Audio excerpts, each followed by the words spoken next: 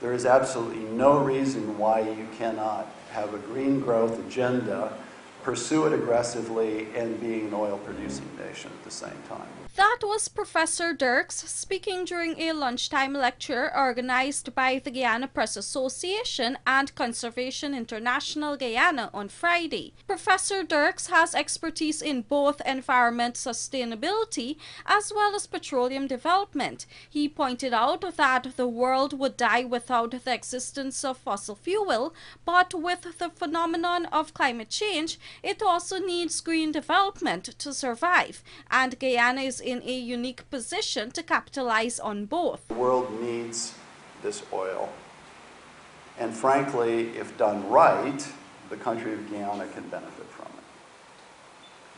Now, this means that you have to ensure that ExxonMobil does a good job of protecting the environment where they're doing their development. You have to make sure that they're meeting all kinds of the regulations that you'd expect, so that their development has the smallest footprint possible.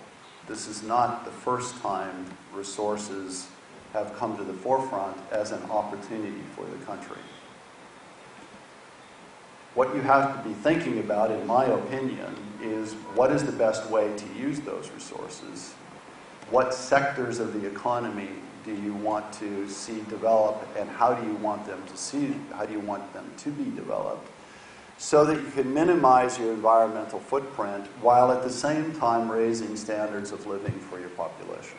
With Guyana expected to commence commercial oil production in 2 years' time, Professor Dirks, who is also a former president of British Petroleum Asian Pacific and British Petroleum China, went on to say that as a first-time country, Guyana seems to be progressing well in terms of preparing for first oil. I think the country is doing its homework pretty well, and have actually said to a couple of the ministers, you're laying out the landscape of what needs to be thought about, both from the oil and gas standpoint and from the green development standpoint, really pretty well. Now, the reason I say landscape is I tend to think about these things in terms of an expedition, and if you're going to do an expedition, you want to know what the lay of the land is, and then you want to know what the route is that you're going to take through it. And it seems to me that after 4 full days of being here, that you're kind of at the stage now of laying out what that roadmap should look like. And there's some really important decisions, without a doubt, that need to be made. Reporting for the Evening News, Vanu Manakchand.